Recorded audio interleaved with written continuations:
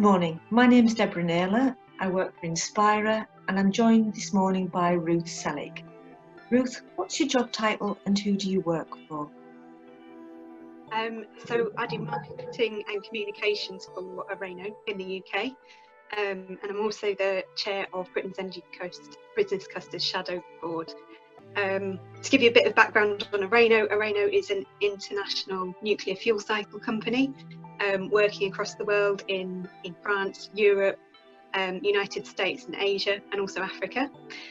We've got 3 offices here in the UK and 1 in West Cumbria at Westlake Science and Technology Park, and we're supporting the majority of the UK's major nuclear clients such as Dudfield. Thank you.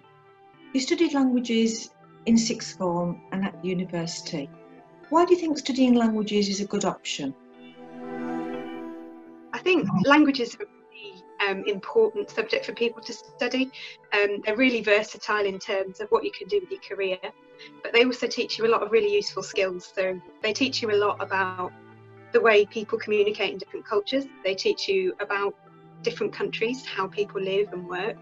They teach you kind of basic skills like memorizing things and make you think about the way you communicate with people, the way you write, the way you speak, and the effect that will have on the person who's listening to you or reading what you're writing. I think they're a really important subject to learn because they help you connect with other people, and they also give you some skills that are useful across all sorts of disciplines. You're obviously very passionate about it.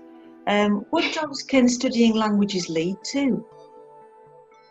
Well, as I said, learning languages is very versatile. I mean, if you're going to go down the pure language route, you've obviously got options like translating and interpreting. Translation being written form and the interpreting being translating spoken language as you speak.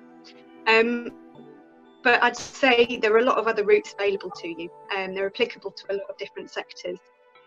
Because they're not discipline specific. So, for example, I never studied science in any detail beyond GCSE, but I've ended up working for a nuclear company. And my route into that was my interest in languages. The fact that Areno was a predominantly French company, there was an opportunity to use my languages.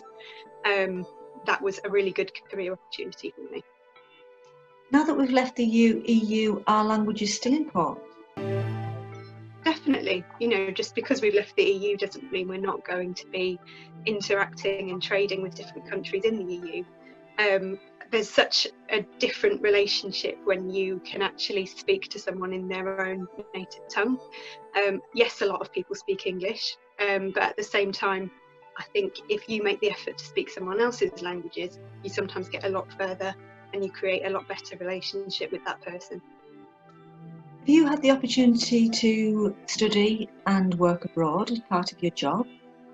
Learning languages at university level is that you actually have a year abroad where you go and work or study in another country. So I studied French and Italian, and I spent a whole academic year working in an Italian school being an English language assistant. So teaching 1 lesson a week for each of the classes in the school, which was really interesting. It gave me a huge amount of work experience and also really helped me learn the language. Within a couple of months I was fluent, just because I was having to use it every single day. And that's a compulsory part, a really common part of every single languages degree, and something that, I think if you do it, you really have to take full advantage of it. What advice would you have for young people today who are going through this very difficult time? I'd say don't give up on your career ambitions. This is just a pause moment. There's still a lot you can do to kind of keep up to speed, keep engaged. And this won't go on forever, and you will come out the other side and you'll still have opportunities to pursue your career. In terms of sort of little practical tips, if you are learning something like languages, there's so much online content at the moment, whether that's songs, videos, written content, blogs. I'd really recommend just taking a bit of time to actually listen to maybe some songs or some films in another language, maybe try and read the news in another language, and use kind of some of those online tools to enhance your skills while you've got a bit of time to do that. Ruth, thank you so much. That's some really useful advice there. Thank you for joining me.